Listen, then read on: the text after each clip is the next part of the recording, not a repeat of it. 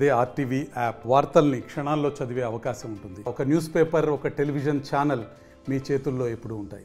జగన్మోహన్ రెడ్డి గారు 2019-24లో దాదాపు 17 ప్రభుత్వ మెడికల్ కాలేజీలకి తీసుకొచ్చి వాటన్నిటినీ కూడా నిర్మాణాలు ప్రారంభించి గత 2023-24 సంవత్సరంలో 5 మెడికల్ కాలేజీలని ఈ రాష్ట్రంలో ప్రారంభించుకోవడం జరిగింది. 5 మెడికల్ కాలేజీలు కూడా విజయనగరం, నంద్యాల, మచిలీపట్నం, రాజమండ్రి అండ్ ఏలూరు. ఈ 5 చోట్ల కూడా దాదాపు ఒక్కొక్క కాలేజీకి 150 సీట్లతో 750 సీట్లు ఈ రాష్ట్రంలో కొత్తగా ప్రభుత్వ మెడికల్ కాలేజీలో గత సంవత్సరం ప్రారంభించి తీసుకురావడం జరిగింది. అదే ఉత్సాహంతో ఆయన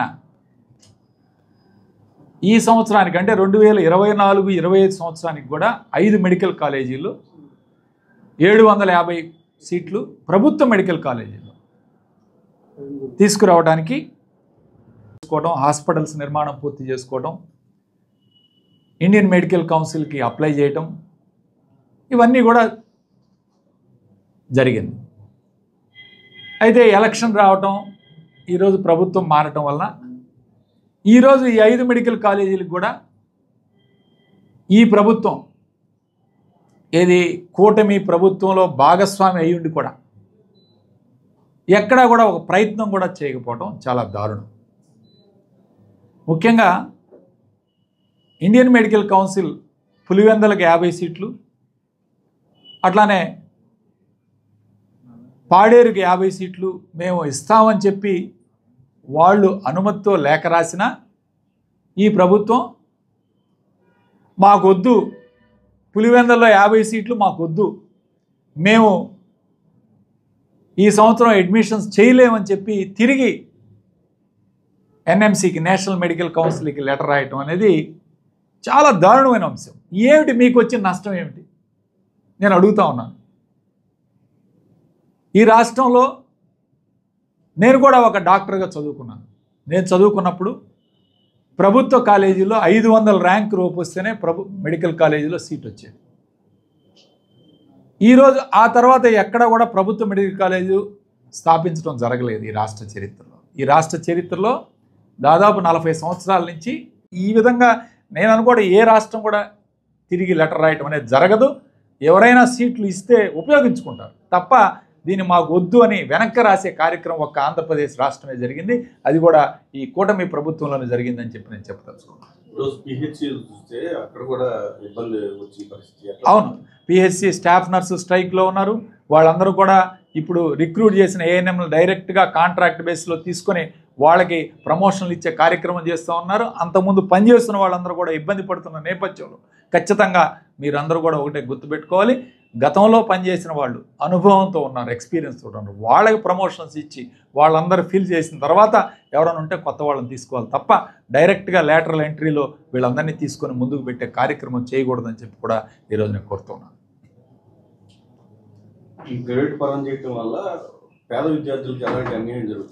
తీవ్రంగా ఈరోజు ఒక పేద విద్యార్థి ఎంబీబీఎస్ చదువుకోవాలంటే ఏదైనా సీటు ప్రభుత్వ కాలేజీలో రాకపోతే దాదాపు ₹1,00,00,000 నుంచి ₹1,50,00,000, ₹2 దాకా కూడా ఖర్చు పెట్టాల్సిన అవసరం ఉంటుంది.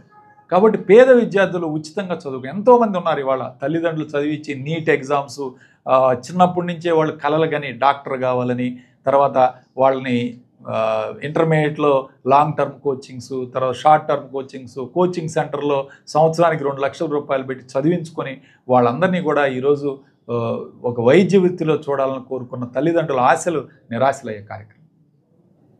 అరే ఫీవర్లు వచ్చి మా పక్కన పిడుగురాళ్ళ మున్సిపాలిటీలో డయేరియాలు, సీజనల్ వ్యాధులతోటి దాదాపు 7 మంది చనిపోతే ఇంతవరకు మీరేం తీసుకున్న చర్యలు లేవు. ఏం చర్యలు తీసుకున్నారు మీరు?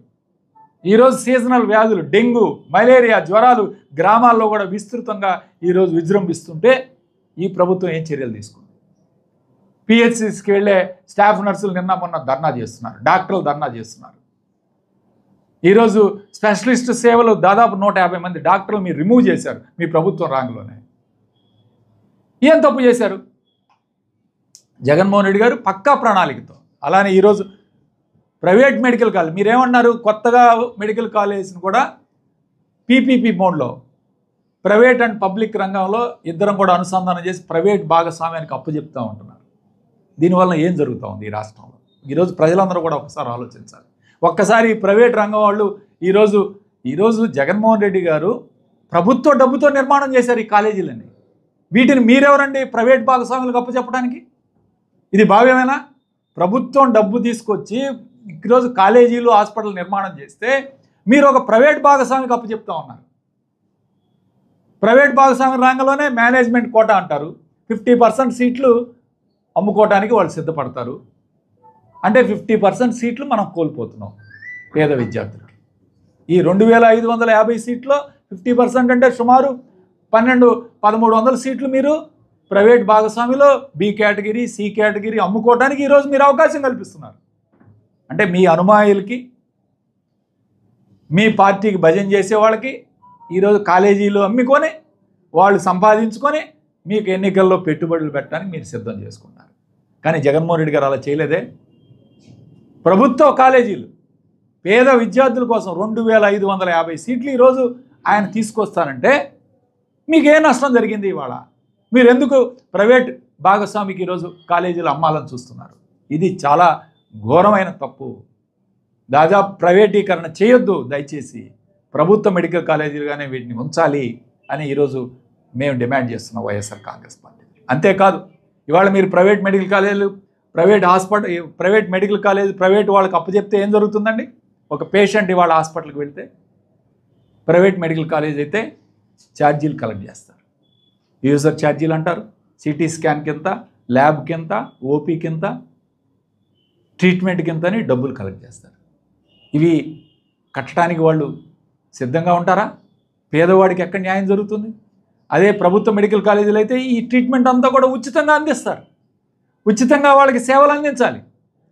అలాంటిది మీరు పక్కన పెట్టి ప్రైవేట్ భాగస్వామ్యులకు అప్పచెప్తే రేపు వాళ్ళు ఇష్టం వచ్చినట్టు వాళ్ళు కలెక్ట్ చేసుకుంటారు డబ్బులు.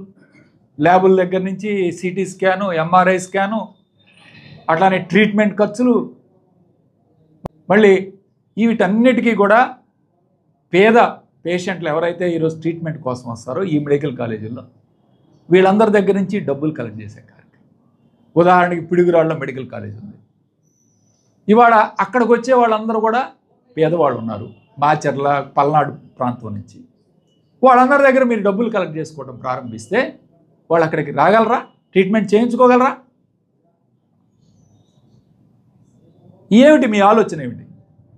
రావడంతో ఇవన్నీ కూడా ప్రైవేటీకరణ చేస్తాం, ఈ కాలేజీలు ఇచ్చేస్తాం అనే ఆలోచనతో ఈ ప్రభుత్వం పనిచేస్తున్న తీరుని తీవ్రంగా ఖండిస్తూ దయచేసి జగన్మోహన్ రెడ్డి గారి మీద కోపం మీదనో, జగన్మోహన్ రెడ్డి గారు చేస్తున్న పథకాల మీద కోపం మీదనో, లేకపోతే ఆయన మీద కక్షతోనో ఇలాంటి పేద విద్యార్థులకి న్యాయం చేయకుండా మీరు ప్రైవేటీకరణ చేయడం అనేది దారుణమైన అంశం. మరిన్ని వీడియోస్ కోసం ఛానల్ ని సబ్స్క్రైబ్ చేయండి. లేటెస్ట్ అప్డేట్స్ కోసం వాట్సాప్ ఛానల్ ని ఫాలో చేయండి. అండ్ లింక్ డిస్క్రిప్షన్ లో ఉంది.